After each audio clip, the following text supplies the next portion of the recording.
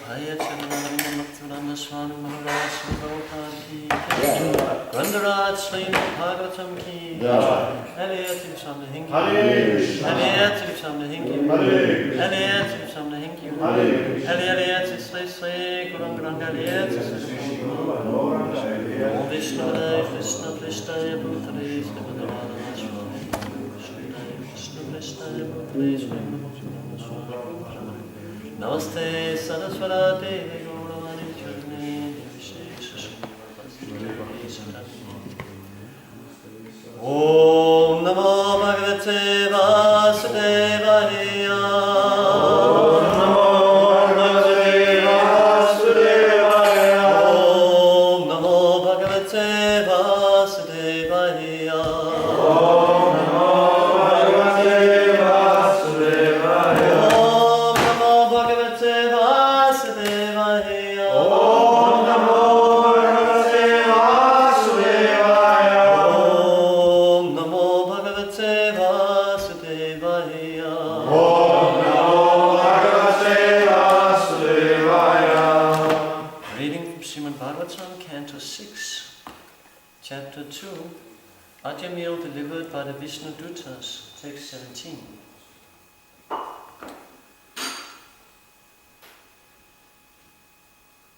think I'll just read the Sanskrit. Is that okay? We just read the Sanskrit.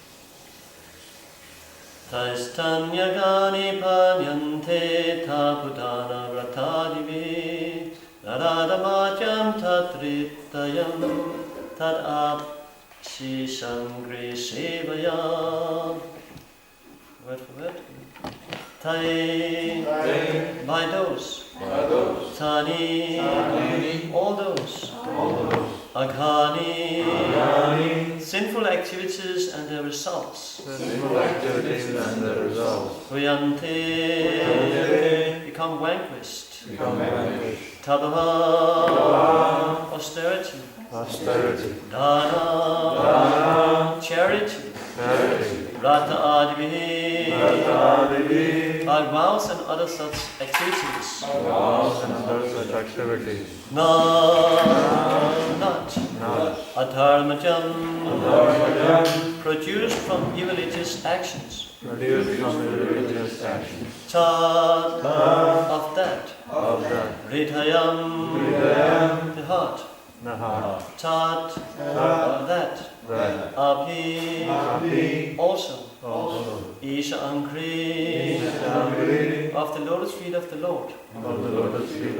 Sevaya, by service. Translation. Although one may neutralize the reaction of sinful life through austerity, charity, vows and other such methods, these pious activities cannot uproot the material desires in one's heart. However, if one serves the lotus feet of the personality of Godhead, he is immediately freed from all such contaminations. As stated in the Srimad Bhagavatam 11.2.42, Bhakti Padesanu Bhavo Viraktiya Anyatra Cha.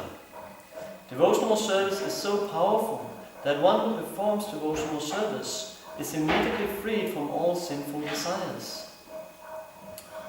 All desires within this material world are sinful because the material desire means sense gratification.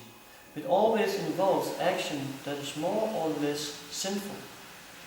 Pure bhakti, however, is anyavilasita sunya. In other words, it is free from material desires, which result from karma and jnana. One who is situated in devotional service no longer has material desires, and therefore he is beyond sinful life. Material desires should be completely stopped. Otherwise, although one's austerity, penance, and charity may free one from sin for the time being, one's desires will reappear because his heart is impure. Thus he will act sinfully and suffer. Omajnanasya Kanandana Slakaya Chakshuran Militam Yena Tasmai Shri Gurave Namaha Vanchakalpatarubhyascha Krivasinno Devacha Patitanam Pavanyo Vaishnavebhyo Namo Namaha Sri Krishna Krishna Caitanya Prabhu Nityananda Sri Advaita Gadadhara Srivasadi Gaura Bhakta Vrinda Hare Krishna Krishna Krishna Hare Hare Hare Rama Rama Rama Hare Hare. Although one may neutralize the reactions of sinful life through austerity, charity, vows, and other such methods, these pious activities cannot uproot the material desires in one's heart. However, if one serves the lotus feet of the personality of Godhead, he is immediately freed from all such contamination.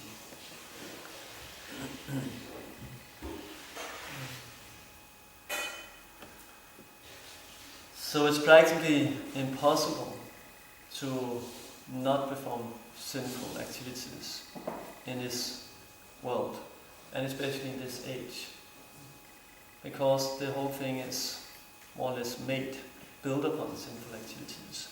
Actually, Brahma, the first thing he created was 5 kinds of ignorance. What's this verse? Sasaja chaya pancha pavatam agratam tamishram anda tamishram tamo moha mahatoha.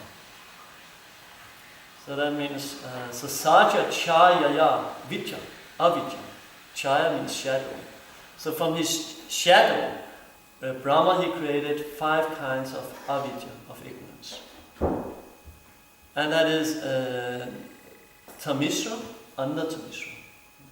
Tamishra means envy and sinful activities as such.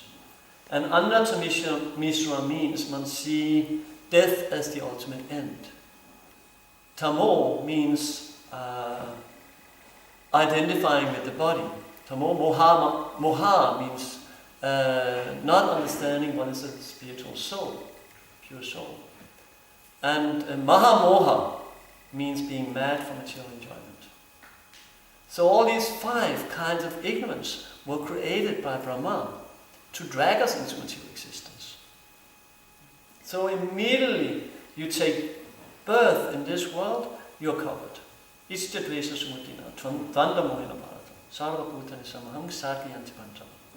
Immediately you're born, you're covered by ignorance. All these layers just covers you. So it's very difficult to break free. Very difficult. Actually, in one sense, impossible.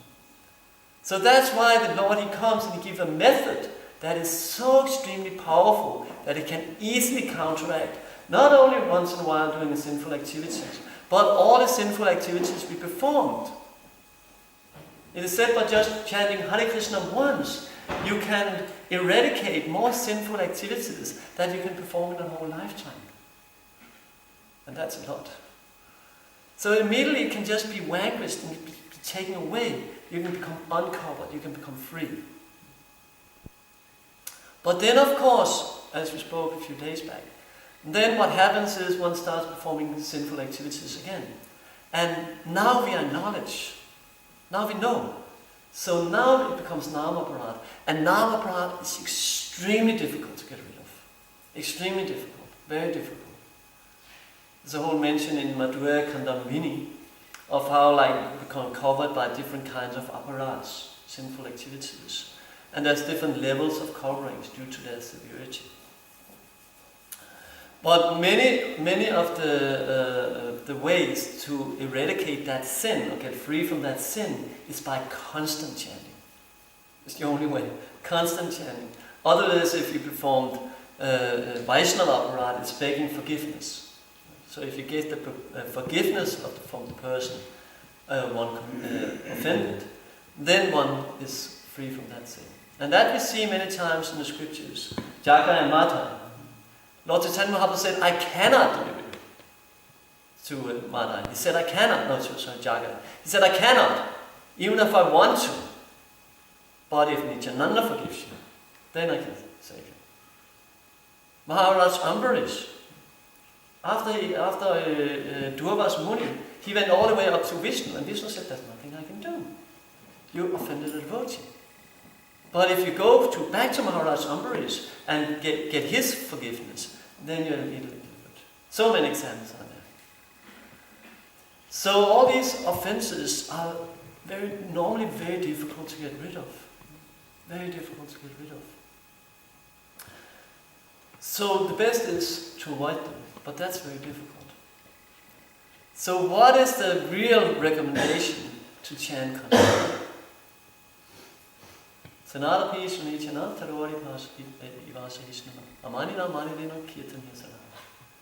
Constant chanting, and then the ways and the means how we can chant constantly. That takes actually being humble, taking a meek position. Even in the Christian Bible it says, the meek and humble shall inherit the kingdom of God. So that is the first prerequisite where one can even have a chance to make advancement. Because if one is not meek and humble, one will never go and ask forgiveness. So it's impossible. We are living amongst Vaishnavas. We are living amongst the most elevated persons in Denmark. The ones that is most dear to Krishna, to Sissingavinita. We are living with them. So, willingly or unwillingly, we will commit offenses. That's why we made it a rule that every day in the morning we say, we ask forgiveness. The Vaishnava, they're just like desire trees, they can fulfill all desires. And they're full of compassion for all the fallen conditioned souls. I'm one of them. So please forgive me. Please forgive all the offenses I made. But if we really... The difference is, if we say it as a ritual, it will have very little effect. Very little effect. But if we say it from the heart, oh please, dear Vaishnavas, please forgive me whatever offenses I committed yesterday. Please forgive it, so that I will have a little possibility to actually break through in my chanting today.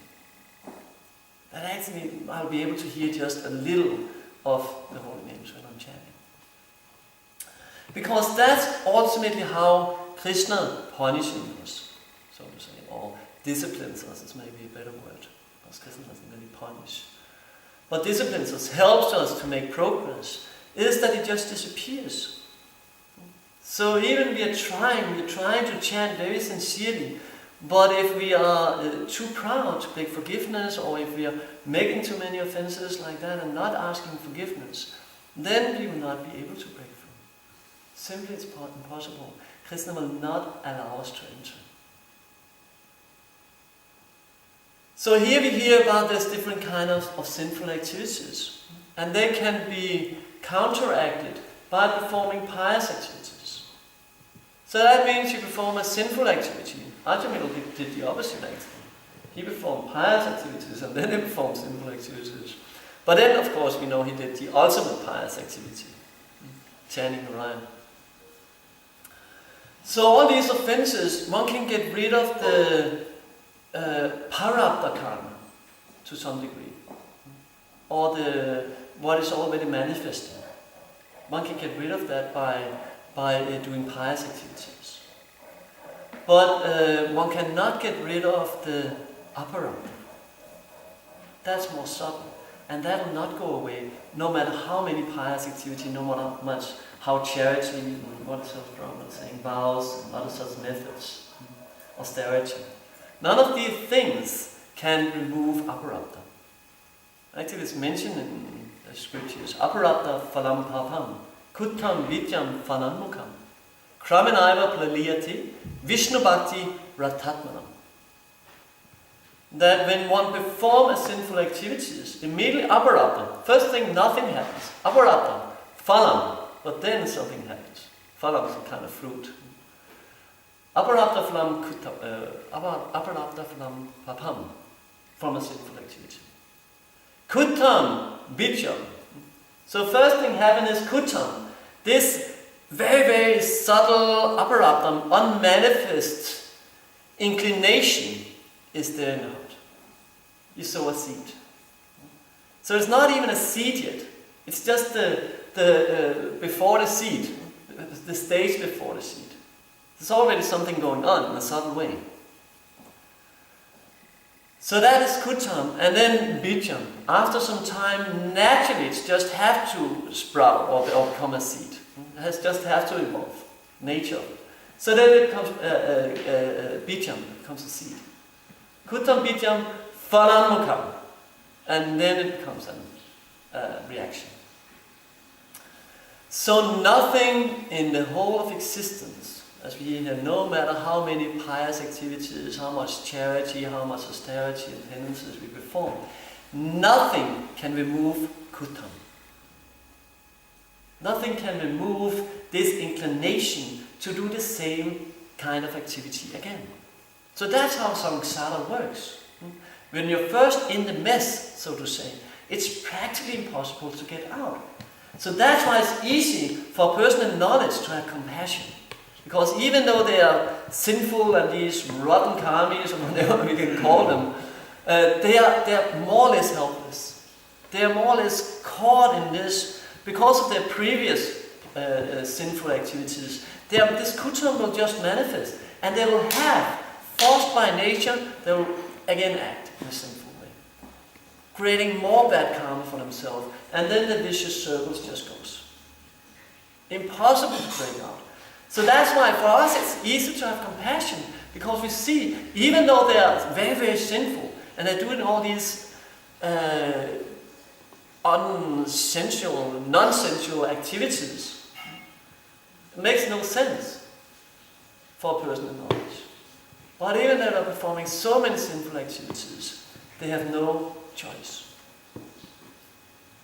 Ultimately, they have no choice. They can keep it at bay for some time. By performing pious activities, they can try. But as Bhagavad Gita says in a little different connection, by negative restrictions, it won't ultimately work. We need the positive. We need parandrishta. We need a higher taste. Parandrishta. Then you can see it wrong. Then you can become free.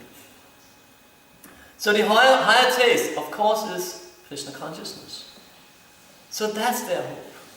Somebody comes, or they perform some agatha sukriti, some devotee being very compassionate, seeing this sinful person, and say, here's some cool to go for, here's a book, or now I'll tell you something about Krishna. There's a way out. I know you're suffering, and even they won't admit, they know they're suffering. So when they hear, maybe there's something to it, maybe because they're suffering so much, so they want some kind of solution. So they tried everything. They tried playing the game that, no, I'm fine, actually I'm happy. So much is mine now and it will become more in the future. He's my enemy and I've killed him, my other enemies will also be killed. I'm the Lord of everything, I'm happy. That's what Krishna says is how a demon thinks. And how he tried to proclaim, how he tried to advocate sinful life. See how happy I am. I have so much money. I have so many girlfriends. See how happy, see how much I'm enjoying. But deep inside, he's suffering like it. Because that's the nature, as Prabhupada says here, of materialistic enjoyment. It turns into suffering, naturally. Because it's just contaminated by sinful activities. That's how it works. Material enjoyment will automatically involve you in sinful activities. High degree or low degree, automatically will become involved. And then the whole vicious circle goes. And you're captured. You're caught. No way out. Until one very, very compassionate devotee comes and says, here's the prasada. This is the solution. And he has just a little piety. And he says, let me try it. So that's our mission. But otherwise, and for ourselves, nothing else can remove this kutam except devotional service. Nothing else. That's the only method. So that's why we sing every morning, Yanikani Chapapani, Brahma Hachanikani Chapa. That even killing a brahmana, just by walking around a plant, just by walking around a plant or person, you become free from even killing a brahmana, because it's the same as chanting. Same, devotional service. But again, our duty is to do it with the heart. So when we sing Yanikani Chapapani Brahma Hachani Kaniche, you should meditate upon that. How merciful is Tulsi Maharani? How fortunate are we to be able to have Tulsi Maharani in our home? or living the home of Tulsmann. How fortunate are we that we every day get the opportunity to walk around Tulsi. All the sinful activities we perform are eradicated. But again, if we are determined to be sinful, if we are determined to commit nam-aparats, if we are determined to commit Vaishnava-aparats, then even that will not ultimately help us. Not even that will ultimately help us. Even Krishna cannot ultimately help us. He can do anything he wants, but he won't. He won't transgress that law he made himself. This is the rules. I'll give you anything. I'll carry you around. I'll be your friend. I'll be your friend forever. But these are the rules. These I cannot compromise. You have to avoid offending jivas, and then you have to be sincere in what you're doing, in the method I'm giving you. Then you will become delivered from all sinful reactions. You do not need to fear. I'll take care of you. But that is the rules.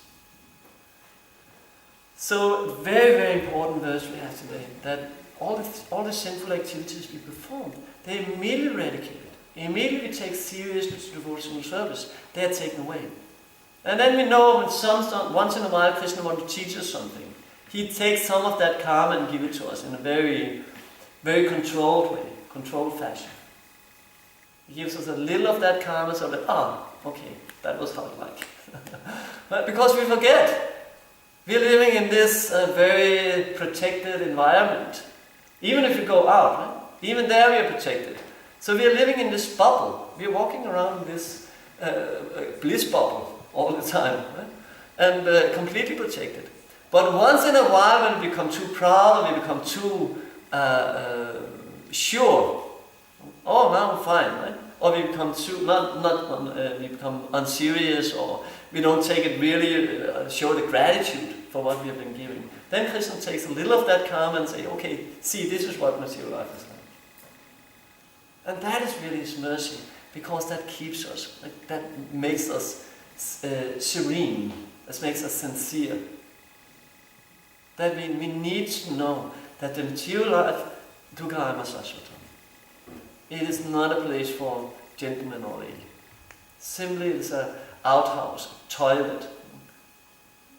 Do your business and get out of here. That's what we are here for. We want to leave this world. We want to go back home, back to Godhead. Thank you very much. Any comments or questions?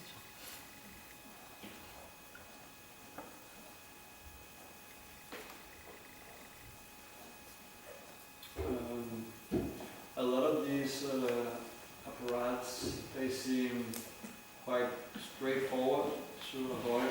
For example, not blaspheming Vedic literature, it's quite easy. But there's this one with not being attentive while chanting. It's just seems like endless struggle, and it can be.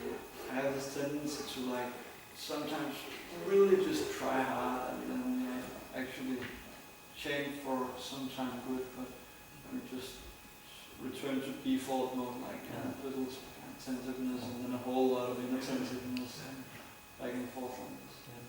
So that's really where the battlefield is. Fight this inattentiveness, this pramada. That's what you fight.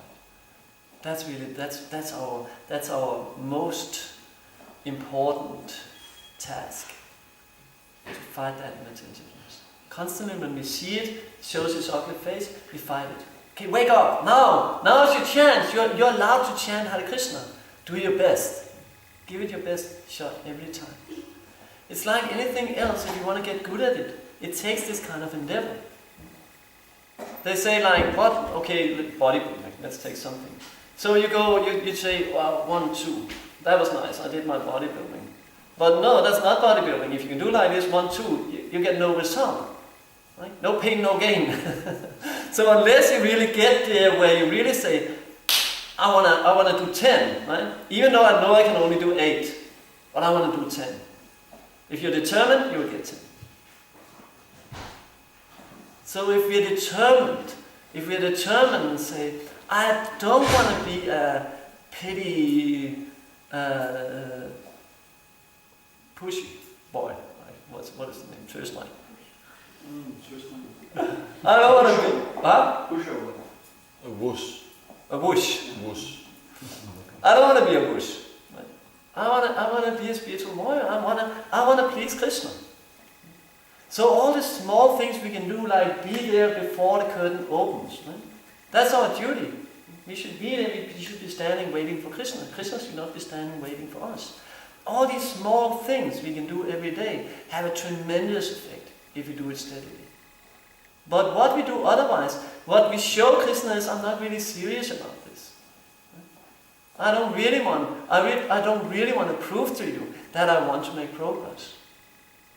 So all these small things we can do, really try our best to avoid offenses, try our best to chant sincerely, try our best. Be what you can be. I was just thinking that this the system that to read a little Krishna book in the evening, it just has helped at least me so much that because when the mind wanders